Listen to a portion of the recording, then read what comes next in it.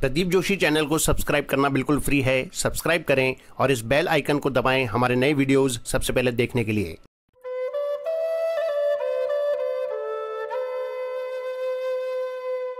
स्वामी राम सुखदास जी महाराज को शत शत नमन। आज का विषय है भगवत प्राप्ति क्रिया साध्य नहीं। महाराज जी के शब्दों में एक बात विशेष ध्यान देने की है कि जिसको मुक्ति, कल्याण अथवा भगवत प्राप्ति कहते हैं वह स्वतः सिद्ध है, क्रिया के द्वारा सिद्ध होने वाली चीज नहीं है। यह बहुत विलक्षण बात है।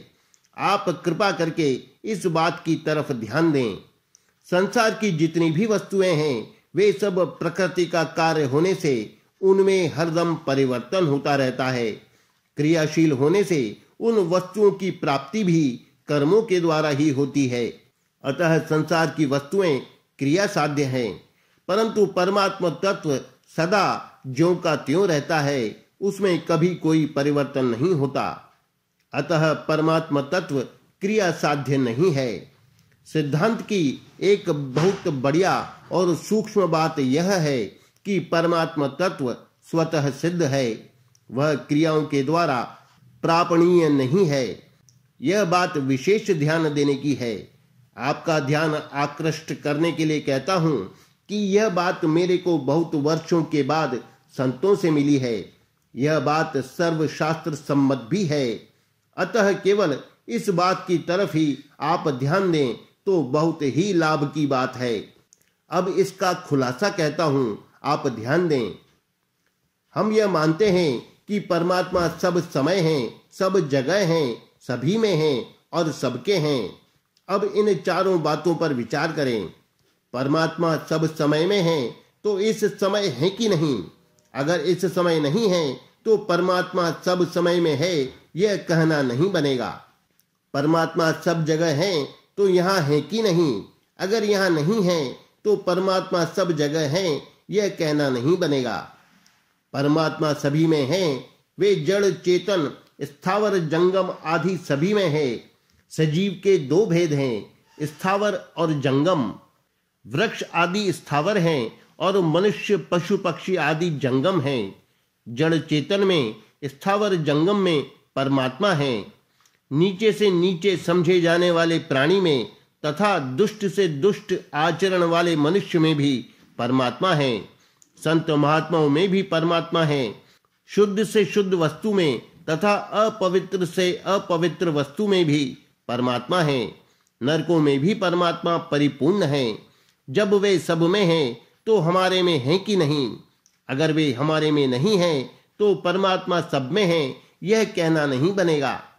परमात्मा सबके हैं, यह नहीं कि वे साधुओं के हैं, गृहस्थों के नहीं, भाइयों के हैं, बहनों के नहीं, ब्राह्मणों के हैं, अंत्यजों के नहीं।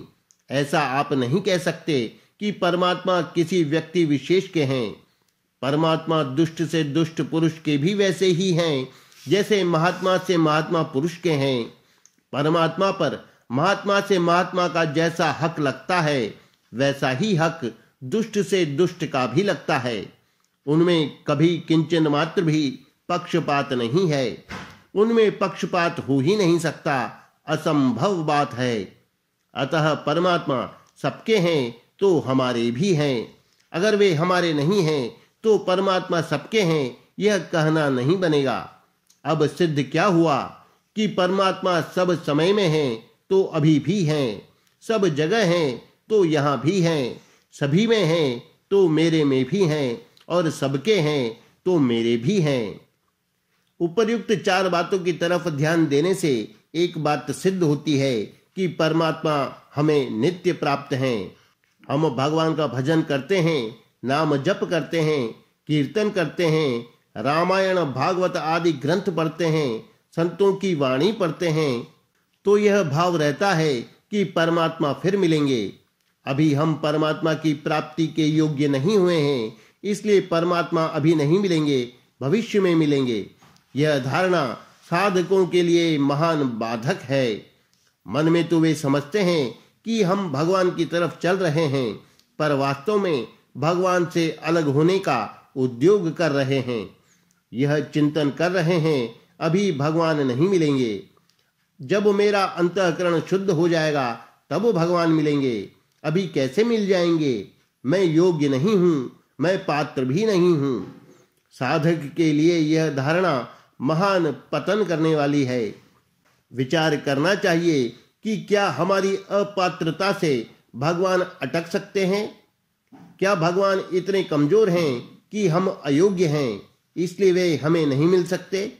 अगर ऐसी बात है तो फिर उनको दयालु कहना ही निरर्थक है। जब वे योग्य को मिलते हैं, अयोग्य को नहीं मिलते, तो फिर दया का क्या लेना देना?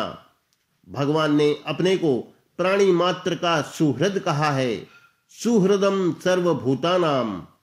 तो क्या दुष्ट से दुष्ट मनुष्य के भी भगवान सुहृद नहीं है? मैं कैसा ही क्यों न हूं, क्या भगवान मेरे सुहृद नहीं है? अगर उनमें पक्षपात है तो वे भगवान कैसे? मैं दुष्ट हूं, ज्यादा अयोग्य हूं, तो भगवान की कृपा मेरे पर अधिक होगी। पापी हुलस विशेष अब की बेर उबारिये। पापी के मन में अधिक आनंद होता है क्योंकि भगवान पतित पावन हैं, इसलिए उन पर पतितों का ज्यादा हक लगता है। माँ भी अपने अयोग्य लड़के का ज्यादा ख्याल रखती है, तो क्या भगवान मेरा ख्याल नहीं रखेंगे? वे मेरे पर कृपा न करें, यह हो ही नहीं सकता। इसलिए भजन ध्यान करते हुए, नाम जप करते हुए इस बात पर विशेष ध्यान दें कि जिह्वा में, नाम में, श्वास में, मन में, बुद्धि में, अंतःकरण में, शरीर में, सब जगह परमात्मा परिपूर्ण हैं, पूरे के पूरे विद्यमान हैं। वे सब में लबालब भरे हुए हैं। अब यह शंका होती है कि जब वे परमात्मा सब में हैं, सब जगह मौजूद हैं, तो फिर नाम जप क्यों करते हैं? नाम जप के बिना हमारे को संतोष नहीं होता, इसलिए करते हैं। सनकादि ऋषियों की बात आपने सुनी होगी। वे चारों भाई एक समान ही ब्रह्मज्ञानी हैं। उनमें एक तो भगवान की कथा सुनाता है और बाकी 3 कथा सुनते हैं। इस प्रकार ब्रह्मज्ञानी होते हुए भी वे भगवान की कथा कहते रहते हैं, क्योंकि भगवान की कथा ही ऐसी है। आत्मा रामश्च मुनियो निर्ग्रंथा अप्युरुक्रमे कुर्वन्त्य हेतु किम भक्ति मिथ्यम भूत गुणो हरिह। ज्ञान के द्वारा जिनकी चिज्जड़ ग्रंथि कट गई है, ऐसे आत्माराम मुनिगण भी भगवान की निष्काम भक्ति क्या करते हैं, क्योंकि भगवान के गुण ही ऐसे हैं कि वे प्राणियों को अपनी ओर खींच लेते हैं। भगवान हैं ही ऐसे कि उनके भजन के बिना साधक रह नहीं सकता। उतना रस, उतना आनंद कहीं है ही नहीं, हुआ ही नहीं, होगा ही नहीं, हो सकता ही नहीं। इसलिए हम उनका भजन करते हैं। भजन के द्वारा हम भगवान को खरीद लेंगे, ऐसा भाव मत रखना। भगवान तो अपनी कृपा से ही पधारते हैं। भजन ध्यान, नाम जप, कीर्तन आदि में हमारा अनन्य प्रेम होना चाहिए। कारण कि हमने संसार में आसक्ति, प्रियता करके बड़ी भारी गलती की है। अब इस गलती के संशोधन के लिए हमें भजन ध्यान, नाम जप आदि करना है। परमात्मा भजन ध्यान आदि के अधीन है, ऐसी बात नहीं है। भगवान स्वयं कहते हैं, नाहम वैदैर्न तपसा न दानेन न चेज्जया। अर्थात मैं वेदाध्ययन, तप, दान, यज्ञ आदि के द्वारा प्राप्त नहीं किया जा सकता। उपनिषदों में आता है, नायमात्मा प्रवचनेन लभ्यो न मेधया न बहुना श्रुतेन। अर्थात प्रवचन से, पंडिताई से, बहुत शास्त्रों का बोध होने से परमात्मा नहीं मिलते। इसका आप उल्टा अर्थ मत लेना कि सत्संग सुनना, पढ़ना, शास्त्रों का ज्ञान प्राप्त करना खराब है। इनको तो करते ही रहना है। कहने का भाव यह है कि इनके द्वारा भगवान के ऊपर कब्जा नहीं कर सकते, अधिकार नहीं जमा सकते।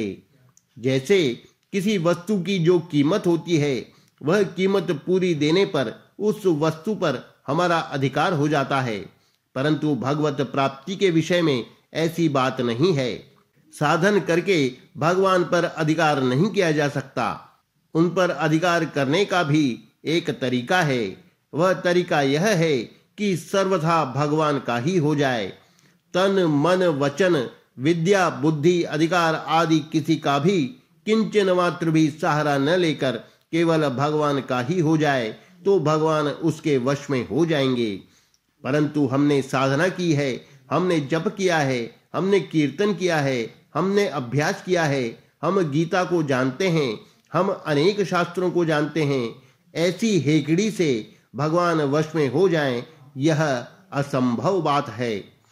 भगवान वश में होते हैं तो कृपा परवश ही होते हैं। उनकी कृपा उसी पर होती है जो सर्वथा उनका हो जाता है। वे सस्ते हैं तो इतने सस्ते हैं कि हे नाथ मैं आपका हूँ। इतना सुनते ही भगवान कहते हैं कि हाँ बेटा मैं तेरा हूँ। आप कितनी ही विद्या बुद्धि योग्यता आदि लगा लो, उससे आपका ज्ञान बढ़ सकता है, आप में पवित्रता आ सकती है, पर उससे भगवान वश में हो जाएं, यह बात नहीं होगी। भगवान हमारे हैं और हम भगवान के हैं, यह सच्ची बात है। इसलिए भजन ध्यान करते हुए इस बात को विशेषता से याद रखें कि भगवान अभी हैं, यहाँ हैं, मेरे में हैं और मेरे हैं। अब निराशा की जगह ही कहाँ है। जैसे बालक मानता है कि माँ मेरी है तो वह माँ पर अपना हक लगाता है, पूरा अधिकार जमाता है। माँ इधर उधर देखती है तो उसकी ठोड़ी पकड़कर कहता है कि तू मेरी तरफ ही देख बस। अतः माँ को उसकी तरफ देखना पड़ता है। ऐसे ही हम भगवान से कह दें कि हम तुम्हारे हैं, तुम हमारे हो, इसलिए मेरी तरफ ही देखो। संतों ने कहा है, न मैं देखूं और को न तो ही देखन देऊं। मैं और को देखूंगा नहीं और तेरे को भी दूसरी तरफ देखने दूंगा नहीं। ऐसा होने पर भगवान वश में हो जाएंगे। हम जो दूसरी तरफ देखते हैं यही बाधा है। एक बानी करुणा निधान की, सो प्रिय जाके गति न आन की। इसलिए कोई कैसा ही हो उसको भगवान की तरफ से निराश नहीं होना चाहिए। आपका विश्वास न बैठे तो जप करो, कीर्तन करो, सब कुछ करो, और विश्वास बैठे तो भी सब कुछ करो, क्योंकि यह तो करने की चीज है। परंतु जप ध्यान आदि के द्वारा भगवान पर कोई कब्जा कर ले, यह बात नहीं है। हम अपने आप को देकर ही उन पर कब्जा कर सकते हैं। हमने अपने आप को संसार को दे रखा है, इसलिए दुख पा रहे हैं। अगर अपने आप को भगवान को दे दें तो निहाल हो जाएं। बिल्कुल शास्त्र सम्मत बात है कि क्रियाओं के द्वारा भगवान पर कब्जा नहीं कर सकते। कितनी ही योग्यता प्राप्त कर लें, उन पर अधिकार नहीं जमा सकते, कारण कि इनके द्वारा अधिकार उसी पर होता है जो इनसे कमजोर होता है। 100 रुपयों के द्वारा हम उसी चीज पर कब्जा कर सकते हैं जो 100 रुपयों से कम कीमत की है। कोई चीज 100 रुपयों की है तो हम 125 रुपये देकर उस चीज पर कब्जा कर सकते हैं। ऐसे ही भगवान को किसी योग्यता से खरीदेंगे तो उस योग्यता से कमजोर भगवान ही मिलेंगे।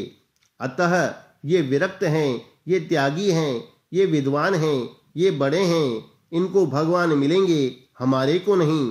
यह धारणा बिल्कुल गलत है। अगर आप भगवान के लिए व्याकुल हो जाओ, उनके बिना रह न सको, तो बड़े बड़े पंडित और बड़े बड़े विरक्त तो रोते रहेंगे। पहले आपको भगवान मिलेंगे। आप भगवान के बिना रह नहीं सकोगे तो भगवान भी आपके बिना रह नहीं सकेंगे। इसलिए परमात्मा की तरफ से किसी को कभी किंचन मात्र भी निराश नहीं होना चाहिए और संसार की आशा नहीं रखनी चाहिए, कारण कि संसार आशा मात्र से नहीं मिलेगा। अगर मिल भी जाएगा तो टिकेगा नहीं। अगर यह टिक भी जाएगा तो आपका शरीर नहीं टिकेगा। संसार अभाव स्वरूप है, इसलिए उसका सदा अभाव ही रहेगा। परमात्मा भाव स्वरूप हैं, इसलिए उनका सदा भाव ही रहेगा। अभाव कभी होगा ही नहीं, यह सिद्धांत है।